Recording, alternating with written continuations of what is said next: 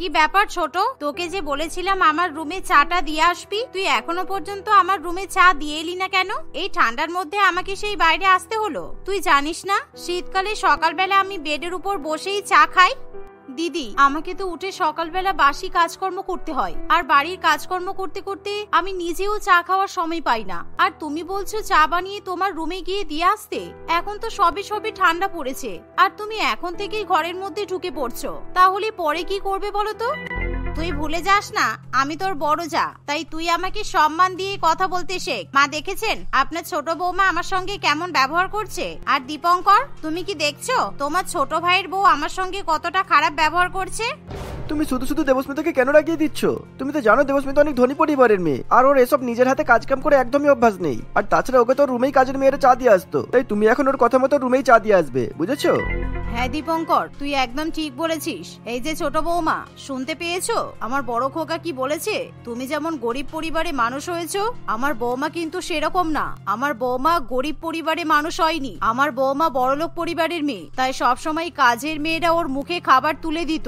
আর এখন তুমি বড় বৌমা সমস্ত কাজকর্ম করে দেবে। এই শীতকালে আমার বৌমা কোনো কাজ করতে পারবে না। সবার মুখে এমন কথা শুনে দীপালির খুবই খারাপ লাগে। আসলে দীপালি ছিল অনেক গরিব পরিবারের মেয়ে, আর তার উপর দীপালির স্বামীও বাড়িতে থাকতো না, কারণ কাজের সূত্রে তাকে সবসময় শহরের বাইরে থাকতে হতো। দীপালি তার ছোট বাচ্চাকে নিয়ে শ্বশুর বাড়িতে থাকতো, আর যার ফলে সবাই সেই সুযোগের ব্যবহার করার চেষ্টা করত। তাকে সবাই মিলে বাড়ির কাজের মেয়ে বানিয়ে রাখে। আর অন্যদিকে প্রিয়াঙ্কা দেবী সবসময় তার বড় বৌমাকে মাথায় তুলে রাখে। এভাবেই দেখতে দেখতে দিন কাটে। একদিন, বড় বৌমা, এই দেখো আমি আজকে অনেকগুলো কম্বল বের করেছি। আমার বাড়িতে তো অনেকগুলোই কম্বল আছে, তাই এর মধ্যে থেকে তুমি কোনগুলো নেবে নিয়ে নাও। তোমার যেটা পছন্দ তুমি সেটাই নিতে পারো। কিন্তু মা, এই কম্বলগুলো তো অনেক পুরানো মনে হচ্ছে, আর এর ডিজাইনগুলো আমার একদম পছন্দ নয়। আমি ভাবছি এবছর শীতকালে কিছু নতুন নতুন কম্বল কিনে নিয়ে আসবো। কিন্তু বৌমা, আমাদের বাড়িতে এত কম্বল আছে, তুমি তা সত্ত্বে আবার কম্বল কিনে নিয়ে আসবে কেন? এগুলো তোমার পছন্দ হচ্ছে না তার মানে?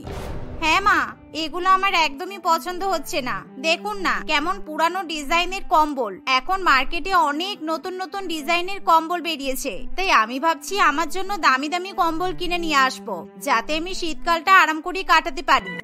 বড় বৌমার মুখে এমন কথা শুনে প্রিয়াঙ্কা দেবী একেবারেই রাজি হয়ে যায়। আর এমন সময় সেখানে ছোট বৌমা দীপালি আসে। মা, বলছিলাম যে আমি আর আমার মেয়ে যেই কম্বলটা গায়ে দিই ওটা অনেক পাতলা, তাই রাত্রিবেলা প্রচন্ড ঠান্ডা লাগে। তাই আমি বলছিলাম আপনি যদি আমাকেও একটা কম্বল দিতেন, তাহলে শীতকালে আমরা রাত্রিবেলা ভালোভাবে ঘুমাতে পারতাম। না হলে রাত্রিবেলা ঘুমাতে আমাদের খুবই অসুবিধা হয়। কি, তোমার আবার কম্বল লাগবে? যে ছেঁড়া ফাটা কম্বলটা আছে ওটা নিয়েই তুমি ঘুমাও। তাছাড়া তুমি তো তোমার মায়ের বাড়িতে ওরকম ছেঁড়া ফাটা কম্বলই গায়ে দিতে। এখন আবার এই ভালো কম্বলগুলো দেখে এগুলোর দিকে তুমি লোভ দিচ্ছ? আমি এই কম্বলগুলো আমার বড় বৌমার জন্য রেখেছি। বড় বৌমা যেটা পছন্দ হবে সেটাই নেবে। আর এই নাও, তোমার জন্য আমি এই পাতলা ছেঁড়া কম্বলটা রেখেছি। অল্প একটু ছিঁড়ে গেছে, তাতে কিছু যায় আসে না, তুমি এটাই নিয়ে যাও। আশা করছি এটাতেই তোমার আর তোমার মেয়ের শীতকাল কেটে যাবে।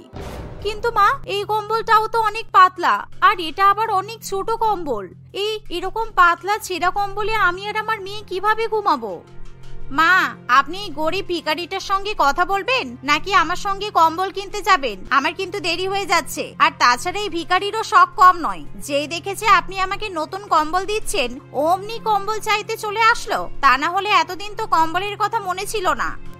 না না দিদি, আমি তো ভেবেছিলাম আজকেই মাকে কম্বলের কথা বলবো, তাই আমি মায়ের ঘরে এলাম। কিন্তু এখানে এসে দেখছি মা তোমাকে কম্বল বের করে দিচ্ছে, তাই আমি এখনই কম্বলের কথাটা বললাম। মা তোমাকে যেই কম্বলটা দিয়েছে ওটা চুপচাপ নিয়ে নাও। আমরা তোমাকে নতুন কম্বল কোনোভাবেই দিতে পারবো না। মা চলুন, এবার আমাদেরকে কম্বল কিনতে যেতে হবে। দেবস্মিতার কথা শুনে প্রিয়াঙ্কা দেবী তখনই কম্বল কিনতে বেরিয়ে পড়ে। আর কিছুক্ষণের মধ্যেই দেবস্মিতা দুটো সুন্দর সুন্দর কম্বল কিনে বাড়িতে নিয়ে আসে, আর যেগুলো দেখে দীপালি কোনোভাবেই চোখ সরাতে পারে না। কিরে, তুই আমার কম্বলের দিকে এভাবে হা করে তাকিয়ে আছিস কেন? তুই যতই তাকিয়ে থাকিস না কেন, এই কম্বলগুলো সব আমার। মা তোকে যেই ছেঁড়া ফাটা কম্বল দিয়েছে ওটা নিয়েই তুই সুখে থাক। এগুলোর দিকে একদম তাকাবি না বলে দিলাম। না না দিদি, আসলে এই কম্বল দুটো খুব সুন্দর। আমার মেয়ে যদি দেখে তাহলে ওরও খুব পছন্দ হবে। ওই তো মিমি চলে এসেছে। মা, এই কম্বল দুটো তো অনেক সুন্দর। ও বুঝেছি, এখানে দুটো কম্বল আছে, একটা আমাদের আর একটা জেঠিমনির, তাই তো? না রে মা, দুটোই তো জেঠিমনির। আমাদেরকে ওই পুরানো কম্বলটাই নিতে হবে, এগুলো আমাদের নয়। তোর বাবা যখন বাড়িতে আসবে তখন আমি তোর বাবাকে বলে একটা নতুন কম্বল তোকে কিনে দেব, কেমন? এখন এসব কম্বলে তুই হাত দিস না মা। কেন? এই কম্বলগুলো তো খুব সুন্দর, আর এগুলো তো ঠাম্মি নিয়ে এসেছে, তাহলে একটা আমাদের আর একটা জেঠিমনির। এই যে ছোট বৌমা, তুমি তোমার মেয়েকে এখান থেকে নিয়ে যাও। দেখেছো আমার বড় বৌমার দামি বিদেশি কম্বলের দিকে কেমন ভাবে লোভ দিচ্ছে? এই যা এখান থেকে, তোর মাকে ছেঁড়া কম্বল দিয়েছি ওটাই তোরা গায়ে দিবি, এই নতুন কম্বলগুলোর দিকে একদম চোখ দিবি না বলে দিলাম। ঠাম্মির কথা শুনে মিমির প্রচন্ড পরিমাণে খারাপ লাগে, তাই মিমি কান্নাকাটি করতে শুরু করে, যার ফলে দীপালি তার মেয়েকে বুঝিয়ে সেখান থেকে নিয়ে চলে যায়। আর এভাবেই দেখতে দেখতে কিছুদিন কাটে। দেখতে দেখতে শীতের প্রকোপ আরো বাড়তে শুরু করে, আর দীপালি এবং তার মেয়েকে খুবই কষ্ট করে ছেঁড়া ফাটা কম্বল গায়ে দিয়ে শীতের রাতগুলো কাটাতে হয়। এমনই একদিন, মা, আমার খুব ঠান্ডা লাগছে, তুমি আমাকে ঠাম্মির কাছ থেকে একটা মোটা কম্বল নিয়ে এসে দাও না। ঠাম্মি তোমাকে নিশ্চয়ই দেবে, তুমি একবার চেয়ে দেখো না। না রে মা, তোর ঠাম্মি আমাদেরকে কোনো কম্বলই দেবে না, কারণ এই কম্বলগুলো শুধুমাত্র তোর জেঠিমনি ব্যবহার করতে পারবে, আমরা ব্যবহার করতে পারবো না। তাই এখন আমাদেরকে এই ছেঁড়া কম্বলটাই গায়ে দিতে হবে। তোর বাবা যখন বাড়িতে আসবে তখন নিশ্চয়ই তোর জন্য একটা নতুন কম্বল আমি নিয়ে আসতে বলবো। কিন্তু মা, এখন তো খুব ঠান্ডা লাগছে, আমি এখন কিভাবে ঘুমাবো? তুমিও তো এই ঠান্ডার মধ্যে কাঁপছো, ঘুমাতেই পারছো না, তাহলে এখন কি আমাদেরকে এই ঠান্ডার মধ্যে কাঁপতে কাঁপতে ঘুমাতে হবে? ছোট বাচ্চার মুখে এরকম কথা শুনে দীপালির চোখে জল চলে আসে, কিন্তু দীপালির কিছু করার থাকে না। এভাবে রাত্রিবেলা দীপালি এবং তার মেয়ে ঠান্ডার মধ্যে কিছুতেই ঘুমাতে পারে না। তাই একদিন সন্ধ্যাবেলা দীপালি তার বড় জায়ের কাছে গিয়ে বলে, দিদি, তোমার সঙ্গে একটা কথা ছিল। আসলে মা তো আমাকে কোনো কম্বলই দিল না, দয়া করে তুমি আমাকে তোমার একটা কম্বল দাও না, তা না হলে প্রত্যেকদিন রাত্রিবেলা আমাদেরকে ঠান্ডায় ঠকঠক করে কাঁপতে কাঁপতে ঘুমাতে হয়, অনেক কষ্ট হয়, বিশ্বাস করো। কি, তুই আমার কাছে কম্বল চাইতে এসেছিস? তুই ভাবলি কিভাবে আমি তোকে আমার নতুন কম্বল দেব? আমার কি খেয়ে দিয়ে কাজ নেই? আমি ইম্পোর্টেড বিদেশি কম্বল তোকে দেব? কোনোদিনও বিদেশি ইম্পোর্টেড কম্বল চোখে দেখেছিস? দিদি, শীতকালটা শেষ হয়ে গেলেই আমি তোমাকে তোমার কম্বল ফেরত দিয়ে দেব, তুমি দয়া করে কিছুদিনের জন্য দাও। আর মিমির বাবা বাড়িতে এলেই নতুন কম্বল কিনে নিয়ে আসবে, তখন আমি তোমাকে তোমার কম্বল ফিরিয়ে দেব। এই চুপচাপ এখান থেকে চলে যা তো। আসুন, এখন আমি ঘরের বাইরে বেরোবো না, তাই তুই আমাকে রাতের খাবারটা ঘরে দিয়ে যাবি। আমার খাবার খাওয়া হয়ে গেলে আমি তোকে ডাক দেব, তুই কিন্তু আবার এটো প্লেটটা বাইরে নিয়ে চলে যাবি।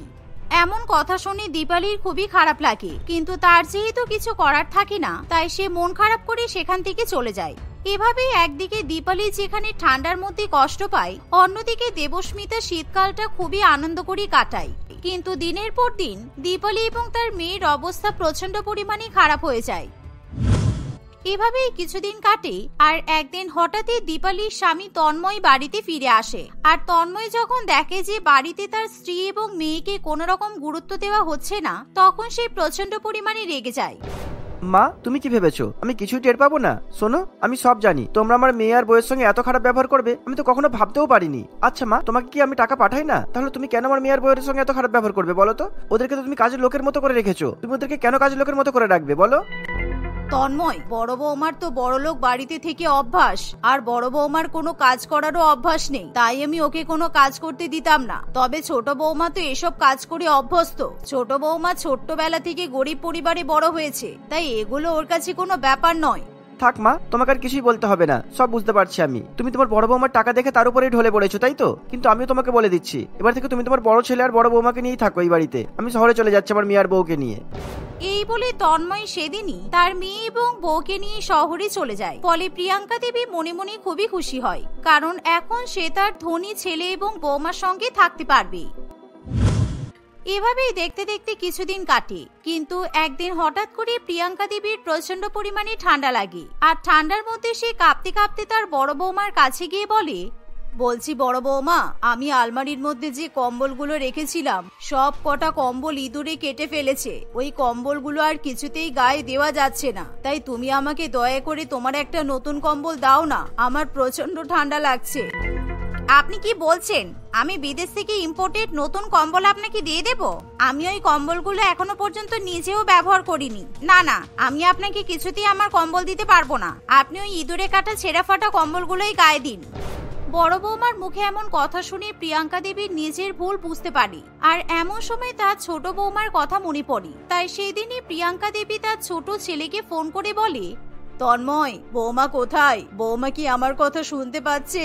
আসলে আমি সত্যি অনেক বড় ভুল করে ফেলেছি, আমাকে ক্ষমা করে দে তোরা। আমি মিমিকেও অনেক কষ্ট দিয়েছি, আমাকে তোরা যা শাস্তি দিবি আমি তাই মাথা পেতে নেব। তোরা চলে আয় আমার কাছে, আমি আর এখানে থাকতে পারছি না। কেন মা, তোমার বড় বৌমা তো অনেক টাকা পয়সাওয়ালা ঘরের মেয়ে, তাহলে এখন তোমার বড় বৌমা তোমার সঙ্গে এমন কি করলো যে তুমি এখন ওদের সঙ্গে থাকতেই পারছো না? এতদিন ধরে তুমি তোমার ছোট বৌমার সঙ্গে তো খুব অন্যায় করেছো, খুব বাজে ব্যবহার করেছো, যেগুলো তোমার ছোট বৌমা চুপচাপ সহ্য করে নিয়েছে। কিন্তু এখন তুমি আবারও তোমার সেই ছোট বৌমাকে এই বাড়িতে ডাকছো যাতে তুমি তোমার ছোট বৌমাকে নিয়ে সমস্ত কাজ করে নিতে পারো, তাই তো? আমি কোনোভাবে যা তোমার কথাতে ভাসতে পারবো না মা। আরে বাবা, তুমি কেন ভুলভাল বকছো? তুমি আগে মাকে কথাটা বলতে দাও। মায়ের কি হয়েছে আগে জানার চেষ্টা করো, তারপর তুমি কিছু বলবে। মা, আপনি বলুন তো আপনার কি হয়েছে? জানো ছোট বৌমা, তোমরা চলে যাওয়ার পর থেকে আমাকে বৌমা একেবারে বাড়ির কাজের বউ বানিয়ে দিয়েছে।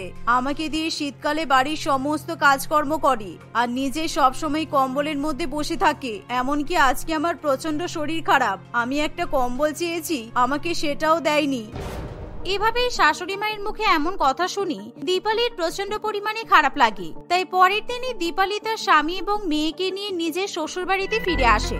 বাড়িতে ফিরে এসে দীপালি তার শাশুড়ি মায়ের দায়িত্ব নিজের কাঁধে তুলে নেয়, যার ফলে এখন বাড়ির বড় বৌমাও নিজের ভুল বুঝতে পারে। তবে এখনো প্রিয়াঙ্কা দেবী তার ছোট ছেলে এবং ছোট বৌমার কাছেই থাকে। সে আর কখনো তার বড় বৌমার সঙ্গে ভাব পাতানোর চেষ্টা করে না।